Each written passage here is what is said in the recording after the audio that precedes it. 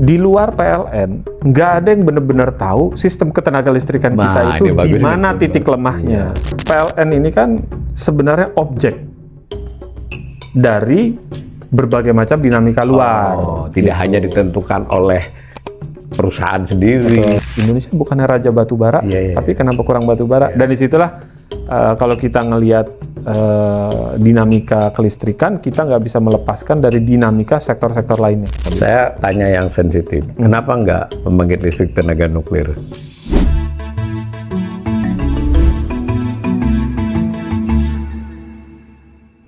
Salam cerdas, komunitas pembelajar yang saya hormati, berjumpa kembali dengan saya di kanal Awali Rizky dalam sesi Ngobrol Ekonomi. Kali ini saya kedatangan tamu, kawan muda saya yang biasa menjadi rujukan saya kalau tanya-tanya soal energi, yaitu Mas Putra ya. Putra Adiguna, saya manggilnya Mas Putra. Nah, Assalamualaikum Mas Putra. Sehat, Pak. Alhamdulillah. Mas Putra ini stay-nya di Bandung, jadi kalau janjian dengan saya harus pas lah. Siap. Nah, kita sudah ini kali yang ketiga Mas Putra di sini. Nah, mungkin sekali ini saya ingin mengerucut ke topik yang sekarang tidak hanya menjadi perhatian para ahli ekonom atau ahli energi, tapi masyarakat luas kan sudah merasakan. Meskipun di masyarakat ini urusannya kan kok listrik biarpet. Nah, kok tahu-tahu tagihan saya kok naik, kan seperti itu saja. Karena itu kita sebagai kanal literasi ini butuh Mas Putra menjelaskan sebetulnya listrik itu apa sih sehingga sampai ke kita yang di rumah-rumah ini ya, buat ngecas HP, buat lampu dan sebagainya. Siap. Nah, semacam itulah tentu aspek dia untuk industri segala macam. Mungkin dijelasin dulu listrik itu sehingga sampai rumah itu gimana sih Mas ceritanya? Ya, makasih Pak Walil. Jadi mungkin gampangnya listrik itu sebenarnya adalah cara menyampaikan energi ini. Misalnya kita punya batu bara, kita punya energi terbarukan, sampai nyampe ke rumah. Jadi sederhananya kan nggak mungkin nih kita bawa batu bara, bawa listrik dari pembangkit dan sebagainya, bawa ke rumah masing-masing. Nah, jadi bedanya kalau kita di rumah masak pakai LPG itu kan energinya kita bawa ke rumah nih. Nah, kalau listrik itu kan dia dikirim gitu lah dari tempat pembangkitannya. Jadi memang kalau kita ngomong listrik itu selalu dimulai dari di mana diciptakannya, dibangkitkannya. Jadi ada yang namanya pembangkit listrik. Pembangkit listrik. Orang-orang di kota biasanya jarang ngelihat, Pak. Biasanya ada di Banten, di pinggir-pinggir kota dan sebagainya, itu barang-barang besar, misalnya pembangkit listrik batu bara dan sebagainya. Disitulah apapun bahan bakarnya diolah jadi listrik. Bisa dia berupa energi bersih, bisa gas, batu bara, atau PLTA, dari air juga bisa. Dari situ kemudian dikirim menuju di mana masyarakat perlu. Itu bisa perkotaan, bisa pedesaan, bisa juga kawasan-kawasan industri. Jadi kalau kita suka dengar SUTEP tuh tiang-tiang besar itu, itulah di mana listrik itu dikirim sampai nanti dia nyampe ke gardu-gardu dan nyampe ke rumah kita. Ke gardu dulu baru ke rumah. Kalau SUTEP ke rumah nggak bisa ya. Kalau SUTEP ke rumah kebakaran, Pak. Kebakaran. Okay. Siap. Jadi kurang lebih seperti itu. Jadi dari ujungnya, makanya kita itu nggak pernah melihat bahan bakar kalau kita berbicara listrik. Jadi kita cuma lihat meteran listrik aja. Sebenarnya di belakang itu prosesnya panjang sekali. Makanya kadang-kadang kita di Jakarta nih kalau ditanya ini listriknya dihasilkan di mana? Sebenarnya banyak yang nggak tahu juga. Di Banten kah, di Jawa atau di mana dan sebagainya. Karena kita jarang sekali bisa ngelihat. Itu biasanya di pinggir-pinggir laut lah. Dicari lokasi yang karena memang tingkat ininya bahaya juga ya. Lumayan, dan biasanya bahan bakar itu dikirimkan lewat laut nih Pak. Jadi batu baranya masuk dan sebagainya, jadi ada pembangkitnya dan sebagainya. Atau misalnya kalau dia PLTA, bendungannya kan nggak bisa kita geser Pak. Bendungannya ada di Jatiluhur, ya kita tarik kabelnya sampai di Kalimantan ada itu di Banjarmasin. Ada, atau Sulawesi dan sebagainya. Jadi kalau dari sisi itu berarti yang namanya bahan bakar itu bisa juga dikatakan sebagai bahan baku ya dari sisi listrik, kurang lebih begitu. Jadi kalau kita bedanya tuh kalau kita bensin itu kita benar-benar bawa bensinnya ini pakai jerigen nih, kita ngelihat barangnya. Kalau bahan bakar buat listrik kita hampir nggak pernah lihat barangnya. Kecuali kita kunjungan ke sana. Oke, nah berarti kalau misalnya ada urusan biarpet gitu misalnya ya, mati hidup yang sekarang ada istilah blackout, ngeri juga sih kalau blackout. Kalau biarpet masih masih ramah kalau blackout. Nah, itu berarti bisa di berbagai hal ini dong. Betul. Jadi kita paling nggak ada, kita sebut aja tiga komponen ya Pak ya. Satu ada di sisi pembangkit tadi, di mana bahan bakarnya dibakar di pembangkit listrik. Nah, di situ tahapan pertama, kalau ada gangguan di sana, bisa ada gangguan juga di rumah kita. Di kedua, itu kalau di jaringan listrik tadi, baik yang sutet besar-besar maupun yang kecil-kecil gitu. Transmisi ya? Transmisi. Misalnya ada gangguan cuaca, ada pohon roboh, bisa lah, dan ya, bisa bisa terjadi. ya. Dan ini terutama kan kita juga kadang-kadang suka lihat kalau daerah-daerah yang lebih terpencil nih Pak.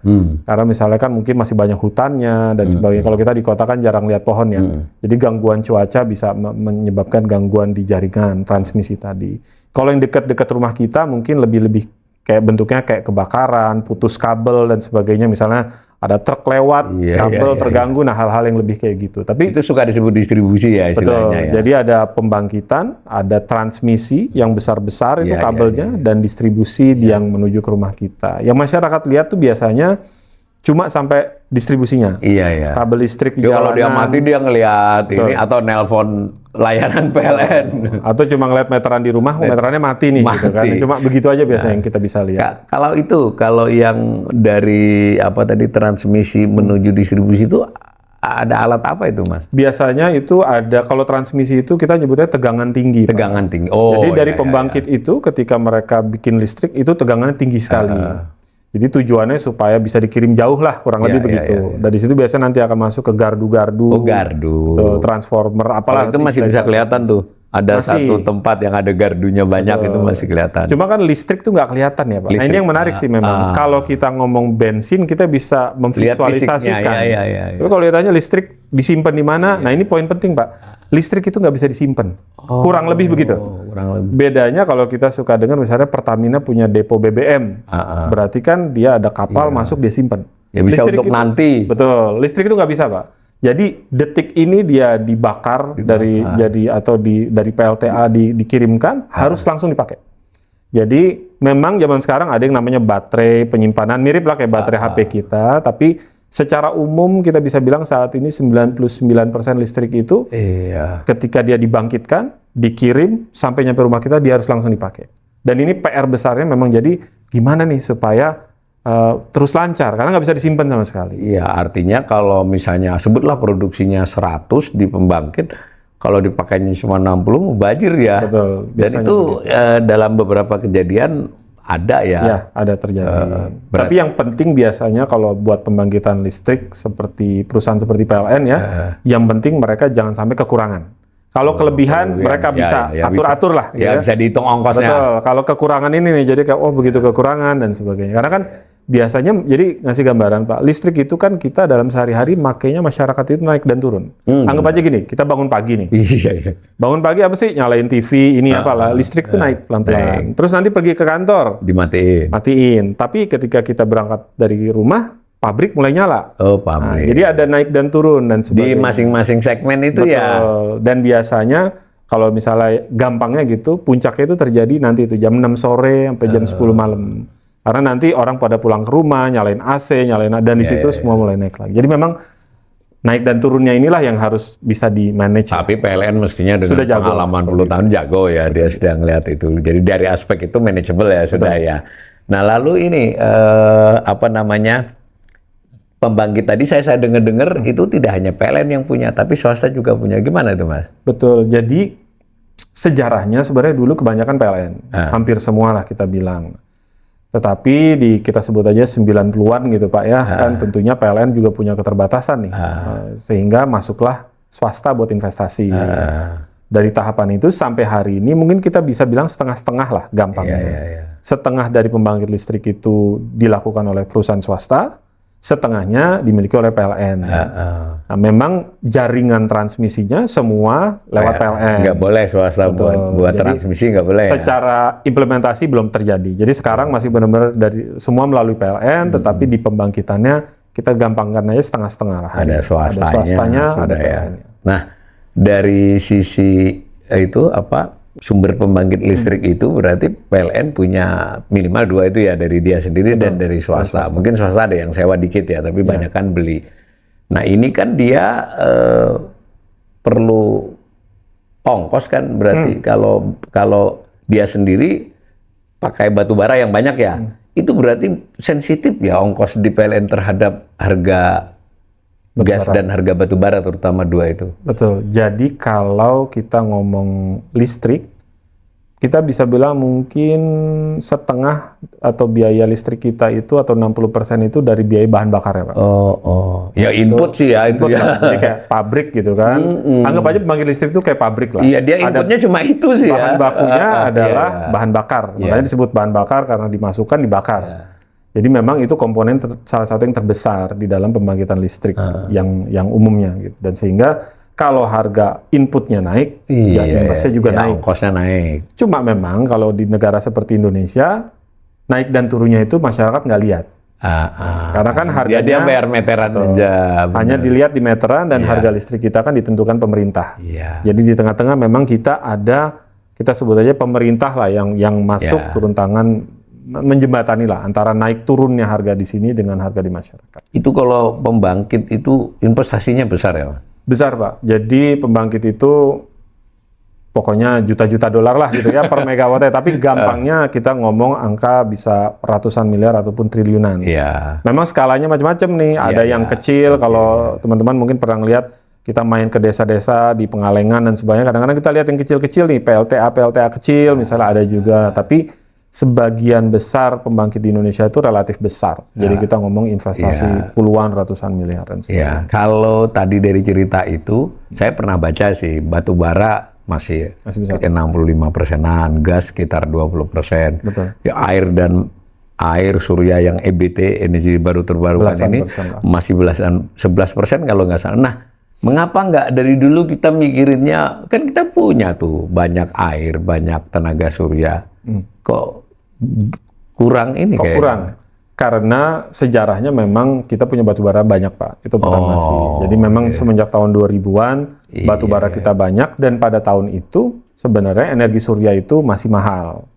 Nah, jadi kayak ibarat kata teknologinya untuk membuat energi surya. 20 tahun lalu kalau kita mau beli PLTS itu rumah tangga nggak akan kebelilah gitu. Nah, kalau sekarang harganya mungkin sudah turun jauh 80-90%. Jadi dimungkinkan. lebih memungkinkan kita sebutnya begitu. Jadi dulu memang namanya negara kan pasti pengen sumber energi apa nih yang paling murah, paling cepat dan disitulah masuk batu bara, gas dan sebagainya. Bahkan dulu kalau kita ingat Indonesia itu banyak menggunakan pembangkit listrik pakai BBM.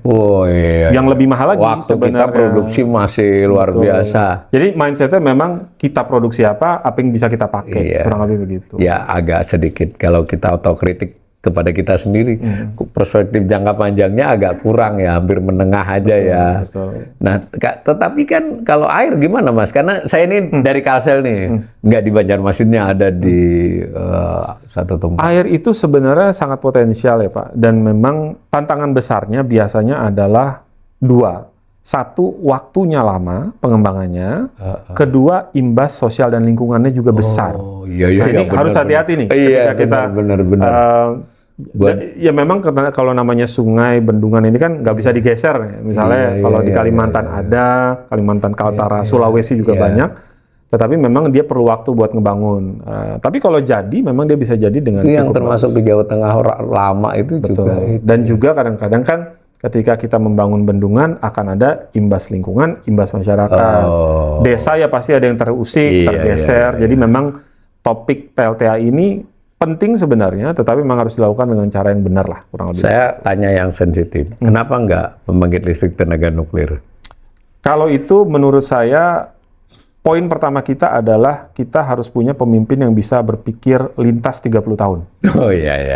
Karena hari ini kalau kita mau membangun pembangkit listrik tenaga nuklir, jadinya bisa hampir dipastikan 20 tahun lagi. Oh, lebih lama lagi dari PLTA ya? Lebih lama lagi. PLTA Jadi mungkin 5-10 tahun bisa lah. Justru kalau kita mau bikin contoh yang mungkin agak menarik adalah kita ngeliat India, Pak. India itu dari tahun 70-80-an dia serius, pelan-pelan tapi berjalan. Indonesia kan dari zaman Bung Karno tuh udah ngomongin ini Pak. Nuklir, tapi kita nggak pernah punya konsisten political commitment tuh. Jadi ketika, aduh nanti begini, nanti begitu. Diprotes sedikit, udah. Betul. Menurut saya nuklir itu kalau dilakukan dengan cara yang prudent, hati-hati, silakan lakukan. Dan kedua, tetapi juga memastikan transparan di dalam pengelolaan. Karena nanti ada mungkin limbahnya kita taruh kemana, masyarakat, kalau ada apa-apa. Jadi banyak alasannya, tetapi itu memang kita benar-benar perlu pemimpin yang benar-benar bisa mikir 20-30 tahun. India jalan ya? Jalan. Jepang jalan. Oh, itu lebih dulu lagi. Artinya ada contoh kalau kita mau. Oke, soal pembangkit begitu. Nah, soal distribusi, mungkin transmisi yang udah yang distribusi yang lebih ini. Ada masalah nggak masih dalam distribusi dari gardu ke rumah maupun ke industri? Biasanya cukup minim, Pak, masalah. Distribusi itu kan kita sebut aja misalnya teman-teman pernah lihat ada gardu listrik nih dari sana ke rumah kita. Ada pasti akan ada, tetapi ketika pun itu terjadi, imbasnya pasti kecil. Kita sebut aja ya paling satu kecamatan mati, nggak akan heboh satu Indonesia kan. Diurusi sehari setengah hari berapa jam langsung bisa. Berapa jam tim PLN datang dan sebagainya bisa dibereskan. Jadi memang skala kendala itu akan berpengaruh juga terhadap atensi kan Pak ya. Jadi kalau pada skala distribusi biasanya tidak terlalu meluas gitu. Tapi kalau udah masuk ke transmisi, misalnya yang besar ada yang besar-besar misalnya, yang menghubungkan lintas Sumatera, ketika ada terjadi sesuatu, bisa jadi beberapa kabupaten kena. Itu kan? Transmisi ya. Itu transmisinya yang besar-besar. Tapi kalau distribusi, transmisi kena, otomatis distribusi kena ya, karena dia cara. Kalau industri-industri besar itu dapat dari langsung yang tegangan tinggi atau tetap dari distribusi? Bervariasi Pak. Jadi kawasan industri sebagian punya pembangkit sendiri. Sebagian lagi disuplai PLN. Jadi bervariasi. Ada pembangkit sendiri berarti statusnya swasta. Banyak ada sebagian swasta ya. Jadi kayak misalnya ada kawasan industri nih, dia di dalamnya sudah ada pembangkit listrik sendiri. Batu baranya datang sendiri, PLTS-nya ada sendiri dan sebagainya. Tapi banyak juga yang juga disuplai PLN. Jadi kan kayak yang di pinggir-pinggir Jakarta itu kan banyak tuh Pak. Nah itu kan juga sebenarnya PLN juga ke sana. Jadi sama, tetap melalui jaringan-jaringan yang sama, tidak sama teknisnya, ada tegangannya berbeda-beda, dan biasanya memang mereka, bahkan kadang-kadang ada industri yang lebih sensitif nih terhadap listrik, contohnya data center nih Pak, orang banyak ngomong data center, itu harus benar-benar, listriknya harus stabil, jangan ada ini, itu. Tidak hanya disuplai listrik, tapi harus stabil. Oh ya berarti listrik ini bisa stabil, bisa nggak stabil juga ya? Ekstra stabil kalau data center, jadi mereka memerlukan listrik yang ya kalau kita di rumah kan naik turun dikit ya udahlah gitu ya. Tapi kalau industri tertentu memerlukan yang lebih stabil. Gitu. Kalau soal stabilitas listrik itu lebih ke faktor distribusi transmisi atau malah dari pembangkitnya? Semuanya. Karena ada semua ya. Di mana-mana kan titik lemahnya itu bisa di mana-mana gitu Pak. Bisa di pembangkitannya, ada kelola sistemnya, jaringan dan sebagainya. Jadi memang dan disitulah memang PR besar dari perusahaan seperti PLN adalah dari ujung ke ujung gitu. Jadi memang satu aja bermasalah, dia harus mengantisipasi. Nah, tapi satu poin di sini, Pak, di mana-mana yang namanya sistem kelistrikan, mereka itu pasti udah punya backup plan. Kan nggak mungkin, misalnya, ada satu kabel putus, mati satu Jawa, dan gitu cara berhitungnya. Jadi teman-teman di sektor ketenaga listrikan tuh pasti udah punya perhitungan teknis. Oke, kalau kabel ini putus, pembangkit ini rusak, apa backup plan-nya? Nah, sehingga itu pasti akan ada rencana seperti itu. Secara itu sebenarnya, apalagi kan tentu belajar dari berbagai negara juga ya, kan orang pada sekolah, pada studi. Orang pinter-pinter lah. Pinter lah, nggak mungkin kan itu. Saya lihat jumlah sumber daya manusianya itu yang pegawai PLN dan anak perusahaannya itu hampir 40.000, belum yang outsourcing. Jadi dan saya sampai, karena saya baca laporan tahunannya, rata-rata juga S2, S3-nya banyak, artinya presentasinya loh ya, artinya oke lah. Nah kalau begitu kembali ke pokok soal dengan PLN yang sudah puluhan tahun berpengalaman ini, kemudian tadi bagaimanapun pembangkit, transmisi, distribusi, itu pelan-pelan juga sudah mulai sinkron ya. Awal-awal waktu pembangkit memang kadang terlambat transmisi sama. Sekarang saya lihat udah hampir optimal lah sudah kan. Nah, tapi kok tetap biar ini dugaan aja lah. Ya, kayaknya soalnya penjelasan dari otoritas juga nggak ini loh. Jadi kalau misalnya kita ngelihat Biarpet yang kemarin ya Pak ya. Jadi PLN ini kan sebenarnya objek dari berbagai macam dinamika luar. Tidak hanya ditentukan oleh perusahaan sendiri. Betul. Ya sama kayak kita kalau dagang lah, ada biaya produksi, ada kebijakan dan sebagainya. Jadi kan PLN sebagai objek itu maksud saya adalah harga listriknya aja dia tidak bisa mengendalikan. Harus ditentukan oleh SDM ya. Betul. Harga bahan bakar juga ada faktor pasar, ada faktor kebijakan. Jadi banyak sekali faktor-faktor eksternal yang sebenarnya tidak di dalam kendali mereka, sehingga tanggung jawabnya memang susah sekali nih balancing di sana. Kalau ditanya duga-duga seperti apa, memang sempat dari kementerian bilang ada beberapa PLTU rusak, tapi kayaknya yang paling dominan adalah masalah supply dari bahan bakar, yaitu batu bara. Yang ini memang kadang-kadang orang bilang, loh, Indonesia bukannya raja batu bara, tapi kenapa kurang batu bara? Dan disitulah kalau kita ngelihat dinamika kelistrikan, kita nggak bisa melepaskan dari dinamika sektor-sektor lainnya. Termasuk sektor pertambangan. Karena di sektor itu kan semuanya dari kebijakan. Apa kata pemerintah? Ya tentunya banyak hal akan berubah. Iya, ya batu bara terakhir saya baca masih 65% loh. Betul. Dari sumber energinya PLN itu ya. PLN dan mungkin swasta juga sama saja. Kurang lebih. Nah, itu netizen ini, bukan saya ini. Saya kebetulan baca laporan paham, tapi kan ini perlu dijawab ahlinya. Itu banyak yang menuduh bahwa salah satu yang memberatkan PLN ini adalah membeli listrik swasta yang memang kontrak ya take or pay kan, mau dia produksi pembangkit pokoknya bayar. Nah, tapi nanti selain itu. Yang kedua, saya tadi lihat-lihat juga meskipun secara porsi dia 45% ya, tadi disebut dengan 55, tetapi saya lihat jumlah pembangkit swasta itu lebih sedikit. Berarti gede-gede dong. Gimana Mas itu? Ya dua-duanya dijawab lah. Jadi begini Pak, saya pakai contoh menarik ya. Kemarin ketika mulai bergulir tuh berita ada 2 PLTU bermasalah, mati gitu. Terus ditanya PLTU yang mana? Nggak ada yang mau jawab. Oh, iya. Nggak ada informasi itu. Seminggu, 10 hari gitu kan. Ya, sebenarnya ini adalah refleksi kita itu sebenarnya begini, di luar PLN nggak ada yang benar-benar tahu sistem ketenaga listrikan kita itu di mana titik lemahnya. Dan di sini memang susahnya ketika tadi kembali ke pertanyaan Pak Walil adalah yang namanya membangun sebuah sistem kan harus ada check and balance lah Pak. Bagaimana siapa yang investasinya kurang dan sebagainya. Jadi disitulah memang masih jadi kendala lah buat kita. Jadi transparansi di dalam masalahnya ada di mana itu sejujurnya di Indonesia masih saya suka bilang bahwa transparansi kita di sektor ketenaga listrikan itu di Indonesia hari ini kurang lebih sama seperti di India 20 tahun lalu. Jadi kita sulit sekali membaca. Jadi kalau orang luar tuh cuma baca dari koran aja gitu. Bahkan ahli-ahli teknis kalau mereka tanya, tahu nggak masalah di mana? Ya kalau nggak dikasih tahu nggak akan tahu. Nggak tahu. Padahal ya kan gitu toh jadinya.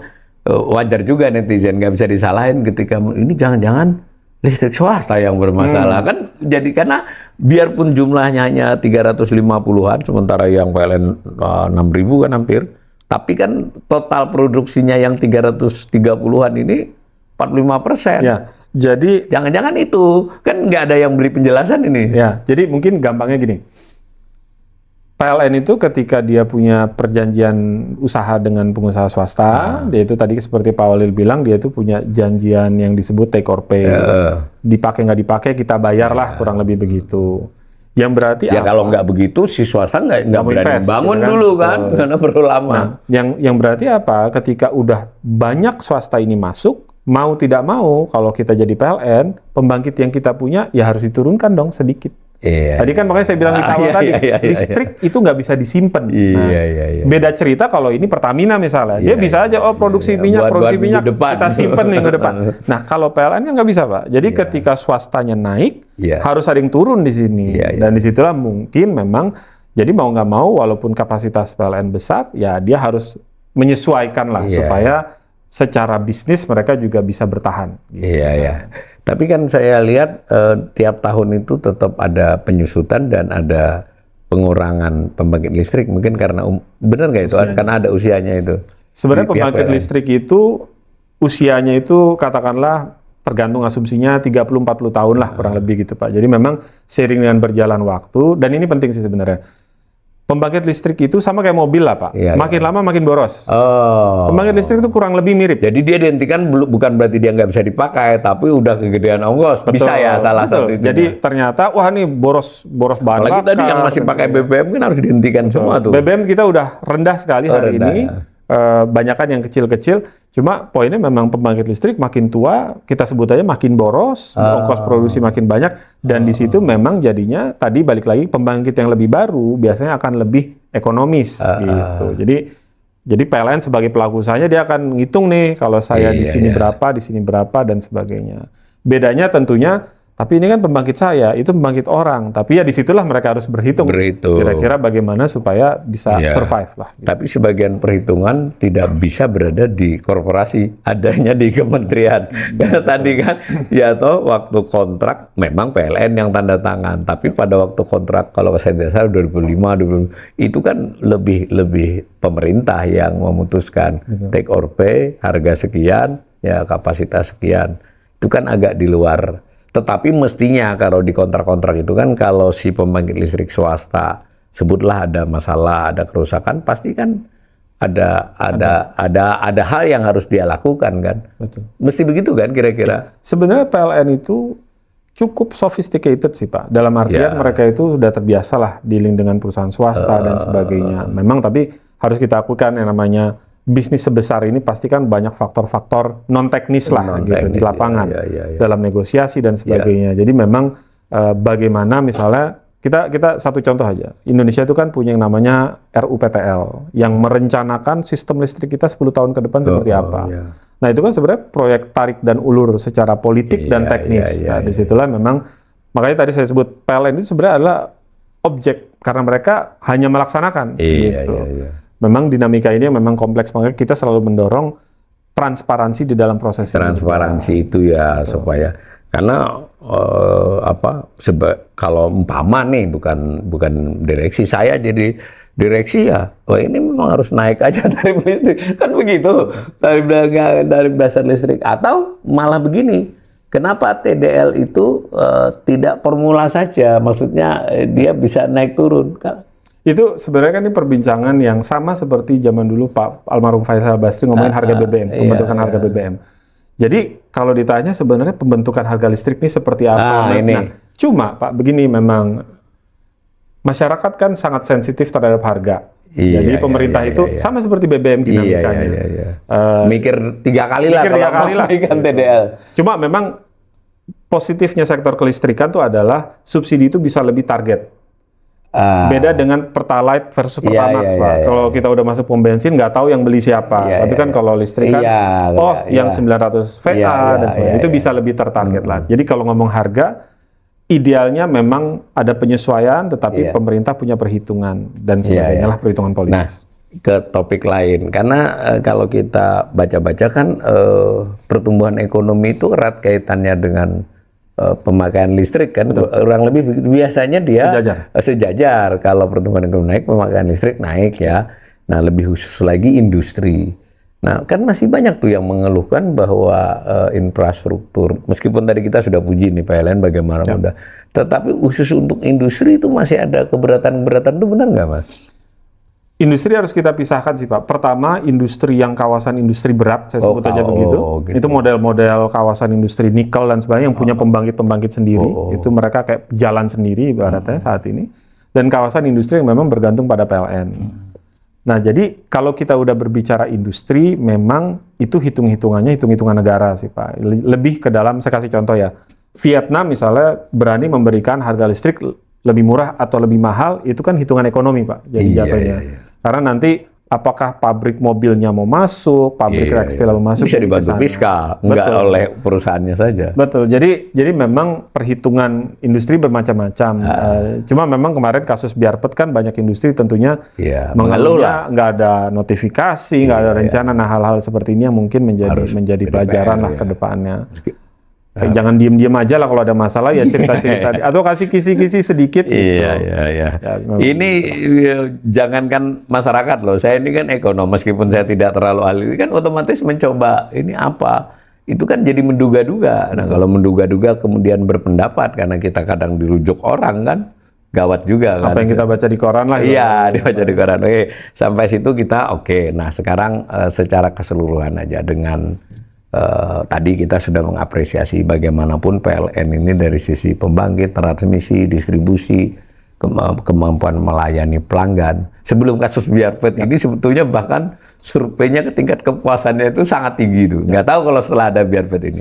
Tapi sampai situ kita apresiasi ya, bahwa dulu waktu kita membuat pembangkit besar-besaran, kita khawatir dia tidak terpakai. Ternyata pelan-pelan juga meskipun belum full sudah relatif terpakai. Artinya ini oke semualah.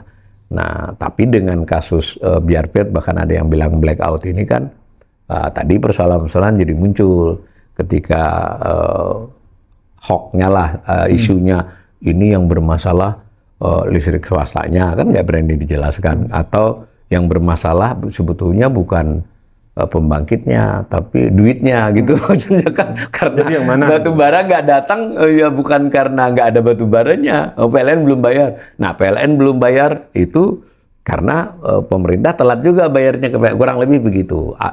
Artinya ini banyak PR. Tadi Mas Putra sangat menekankan sebetulnya begini, salah satu pemecahannya itu transparansi. Dengan transparansi itu juga bantu PLN ya, artinya kan masyarakat dan DPR ikutlah. Nah, kalau melihat keseluruhan ini untuk penutup, rekomendasi Mas Putra untuk kebijakan listrik ke depan tentu jangka yang lebih menengah dan panjang, itu bagusnya gimana, Mas? Saya akan kembali ke dalam, harus ada yang dari luar memiliki pemahaman mendalam mengenai bagaimana sistem kelistrikan berjalan terus-menerus, Pak. Karena kementerian aja tidak memiliki informasi sedetail itu. Nah, buat masyarakat kan, masyarakat itu tidak akan pernah mau masuk, itu bukan urusan lah, itu terlalu teknis lah dan sebagainya. Tetapi memang yang kita khawatirkan tuh kita hanya menumpuk masalah di belakang. Karena hari ini PLN kurang lebih 30% kan pendapatannya dari negara, Pak. Iya, betul. Subsidi dan kompensasi. Sehingga PR kita sekarang sebenarnya adalah kembali ke tadi. Governance atau tata kelola di sektor kelistrikan itu memang harus dimulai dari sebelum kita berbicara perbaikan harus lebih transparan dulu. Ya. Baru dari situ kita bisa melakukan hal-hal apa lain yang lebih baik. Kedua, sektor ketenaga listrikan sangat terkait dengan sektor sumber daya alam. Apalagi kalau kita berbicara batu bara, gas, dan sebagainya. Sehingga stabilitas dari kebijakan pemerintah sangat berpengaruh. Masyarakat kan mungkin nggak semua terlalu peduli misalnya, oh ini ada Danantara ekspor komoditas, itu kayaknya terlalu teknis. Tapi apa yang terjadi di sana akan berimplikasi ke yang lain-lain. Bisa kekurangan dong. Betul. Jadi banyak hal-hal yang kalau berbicara energi memang talinya kemana-mana gitu ya, ada kesini dan kesana. Jadi kita mungkin lebih mendorong ke dalam governance-nya dulu perbaiki. Apapun itu bentuknya, apakah itu lembaga pengendali, pemantau baik listrikan dan sebagainya. Makanya tadi saya bilang bahwa bagaimana kita mau memperbaiki sesuatu yang seperti kotak hitam. Nggak bisa. Kita dibilang mana barangnya, apa yang mau dibetulin, nggak tahu. Gitu. Kalau ditanya nggak tahu. Jadi kita buka dulu kotaknya, baru kita perbaiki. Dan itu mungkin ya sebenarnya kalau ada political will, mudah-mudahan lah ya kan, tidak hanya pemerintah, ini DPR juga kan, bisa saja ada amandemen undang-undang untuk umpama membuat badan pengawas atau badan supervisi kan, bisa saja, atau tentu tidak badannya saja tapi tata kelolanya kan yang paling penting. Demikian ya pemirsa, kita udah dapat gambaran, mudah-mudahan membantu pemirsa lah bahwa ya meskipun tadi seperti kata Mas Putra, mungkin pemirsa saya ini tidak terlalu tertarik untuk lebih dalam, tetapi dengan pengetahuan ini kan kita bisa kalaupun melakukan kritik, masukan, tahulah bahwa masukan yang diomongin tahu. Mudah-mudahan perbincangan ini bermanfaat. Terima kasih Mas Putra, sampai jumpa lagi nanti.